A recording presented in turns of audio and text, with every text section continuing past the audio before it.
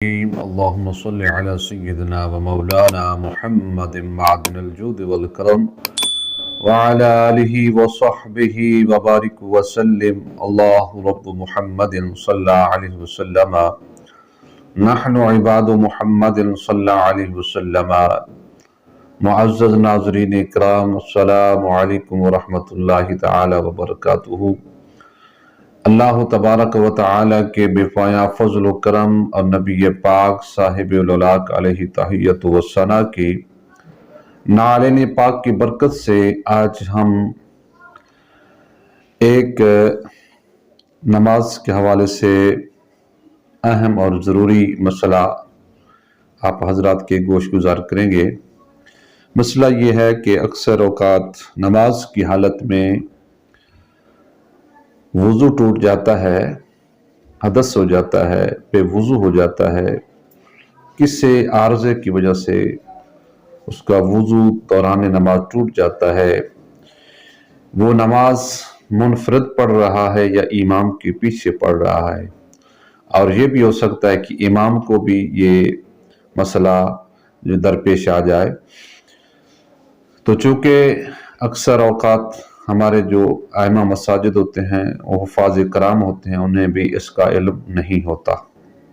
تو بہرحال نماز کی حالت میں منفرد ہو یا امام کے پیچھے مقتدی ہو، وضو ٹوٹ جائے تو اس کے لیے کیا صورت ہے؟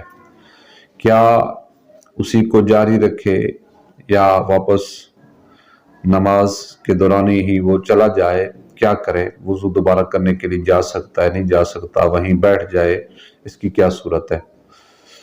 تو حدیث پاک میں اس کی وضاحت موجود ہے۔ ترمذی شریف کی حدیث پاک کے سب سے پہلے حضور علیہ السلام نے یہ ارشاد فرمایا، سیدہ عائشہ صدیقہ رضی اللہ تعالی عنہا اس کے راوی ہیں، آپ فرماتی ہیں کہ سرکار نے فرمایا، اذا صلی احدکم فاحدث، تم میں سے کوئی شخص نماز پڑھ رہا ہو تو اسے حدث ہو جائے، یعنی وہ بے وضو ہو جائے، فَلْيُمْسِكْ عَلَىٰ أَنْفِهِ، تو وہ اپنے ناک کو ہاتھ سے ایسے تھام لے، ایسے کر کے تھام لے، اور پھر کیا کرے؟ ثُمَّ لِيَنْصَرِفْ، پھر وہ چلا جائے، یعنی وہ وہاں سے مسجد سے چلا جائے وضو کے لیے۔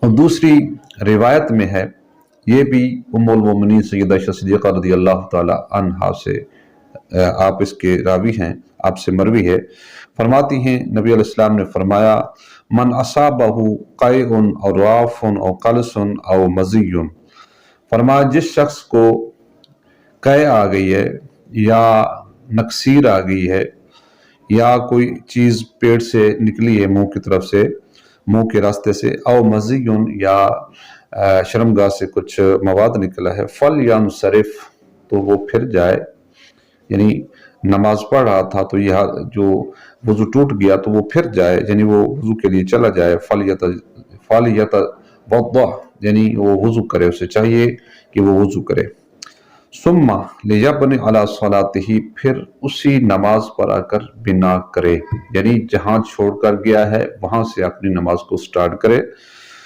وَهُوَ فِي ذَلِكَ لَا يَتَكَلَّمْ، شرط یہ ہے کہ وہ کسی سے کلام نہ کرے۔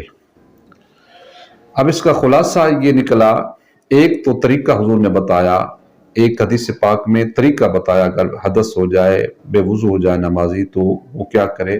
وہ اپنی ناک پر ہاتھ رکھے، تاکہ لوگ مذاق نہ بنائیں اسے، وہ شرمندہ نہ ہو کہ اس کی ہوا خارج ہو گئی ہے، تو اس لیے وہ اپنے ناک پر ہاتھ رکھ لے اور سر نیچے کر کے وہ چلا جائے۔ اور دوسری حدیث پاک سرکار علیہ السلام نے یہ بتایا کہ یہ چیزیں اگر نماز کے دوران، یہ چونکہ وضو کو توڑنے والی یہ چیزیں اگر قے آ گئی ہے یا اس کے علاوہ جو ہے نکسیر وغیرہ آ گئی ہے، ہوا خارج ہو گئی ہے، تو وضو ٹوٹ گیا ہے، تو وہ کیا کرے؟ وہ نماز وہاں سے چھوڑ کر وہ وضو کے لیے چلا جائے، وضو کرے، اور اس کے بعد اگر چاہے تو وہاں سے آج سے 9 کی بجائے اگر وہاں سے شروع کر دے، جہاں چھوڑی ہے، 1 رکعت پڑھی ہے، 2 پڑھی ہیں، اس کے بعد آ کر وہاں سے آگے شروع کر دے۔ شرط ہے کہ وہ کلام نہ کرے، کسی سے بات چیت نہ کرے، وضو کر کے فوراً آ جائے۔ جہاں پڑھ رہا تھا وہاں پڑھے یا اس کے آگے پیچھے جگہ تھی وہاں پڑھ لے، تو نماز وہاں سے بھی شروع کر سکتا ہے۔ لیکن فقہاء اسلام فرماتے ہیں افضل یہ ہے کہ وہ از سر نو نماز پڑھے، پہلی نماز کو فاسد یعنی اس کو توڑ دے، از سر نو وہ نماز عطا کرے۔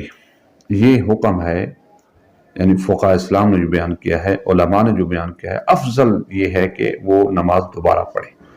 اگر اسی نماز پر بنا کرنا چاہے تو وہ نمازی اسی نماز کو جاری رکھ سکتا ہے، لیکن شرط یہ ہے کہ وہ کلام نہ کرے۔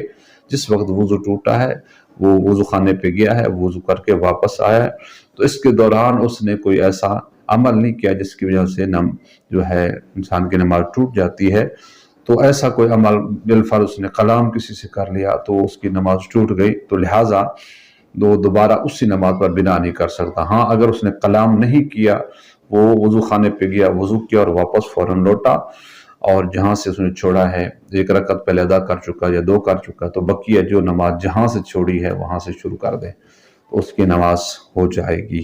اللہ تبارک و تعالیٰ جل جلالہ ہمیں دین حق پہ چلنے کی توفیق عطا فرمائے، دین کا فہم عطا فرمائے۔